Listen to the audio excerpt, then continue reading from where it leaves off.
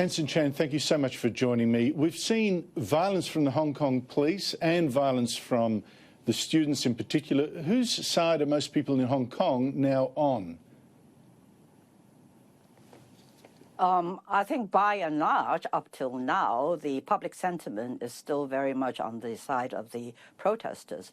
But of course, with the escalating violence, as you say, both on the part of the protesters and on the part of the police, I'm afraid at some stage public sentiment will turn against the protesters, and that would be a real pity, because that would, in a sense, frustrate these several months of, by and large, fairly peaceful protests.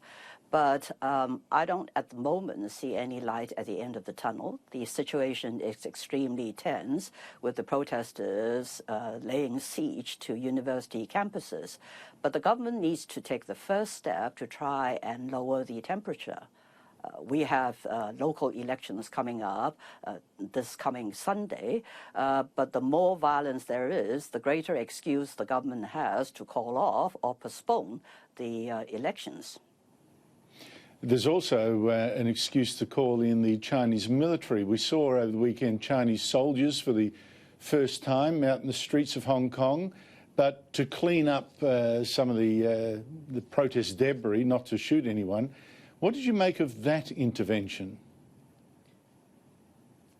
I think this is a very, very dangerous precedent, because Hong Kong's mini-constitution, the Basic Law, lays down very, very clear rules under what circumstances the PLA station in Hong Kong can assist in the administration of Hong Kong, in emergencies, in other acts.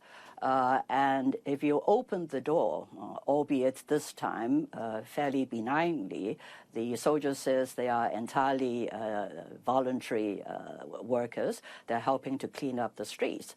But this is the first step down a very slippery slope. So tomorrow, if they suddenly say, we are voluntarily coming out to assist the police, are we going to tolerate this? Because this is in direct breach of the Basic Law, which makes it very clear the PLA can only assist at the specific request of the government. And the government so far has made it quite clear they did not make such a request. That's a bit troubling. Anson Chan, maybe I'm reading too much into it, but I noticed a little sense of frustration or worry in the start of the interview from you about just where this was going to go and where the people of Hong Kong would end up. How do you see this playing out? I mean, I find it impossible to believe that China's going to give in and grant Hong Kong residents true democracy and freedom of speech. Where is this going? I am extremely worried. I find it very difficult to believe, given how this protest movement has developed, that the government genuinely wants to stop the violence and find a way through this current impasse. If anything, quite the contrary.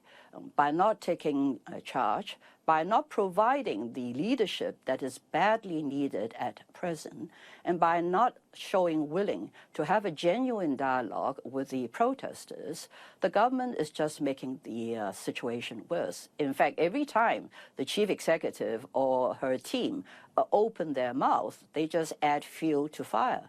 This is not the way to forge forward and restore peace and order in Hong Kong.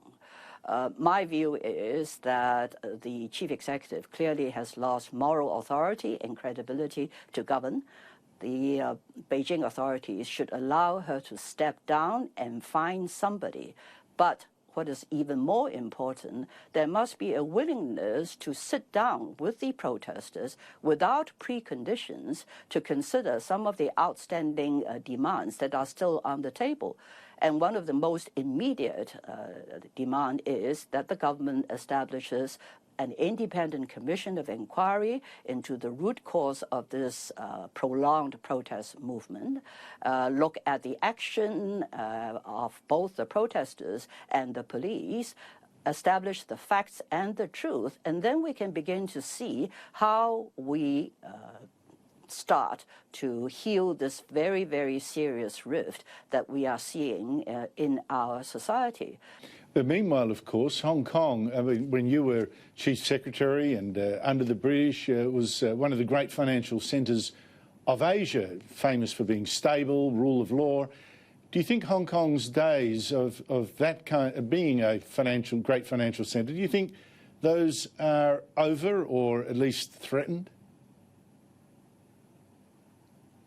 Well, I think Hong Kong will never be the same again. But for the time being, the rule of law and the independence of the judiciary, which are all important factors in terms of underpinning Hong Kong's position as China's premier financial and services center, those are, thankfully, still intact.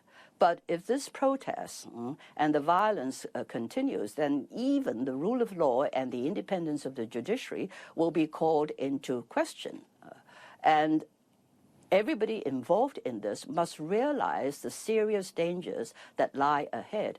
No responsible government should be driving its younger generation to this brink of desperation where they feel they have to make a last stand, even if it means laying their lives on the line. So it's very much up to the government to show that they are sincere, to take the first step. And it's not a very difficult step to take. I just don't understand why this government refuses to budge. Well, I find it extraordinary, having lived in Hong Kong, that I now need to wish someone like you, hope that you're going to be safe. But things really have deteriorated when I'm asked. Please keep safe, Anson Chan. Thank you so much indeed for your time.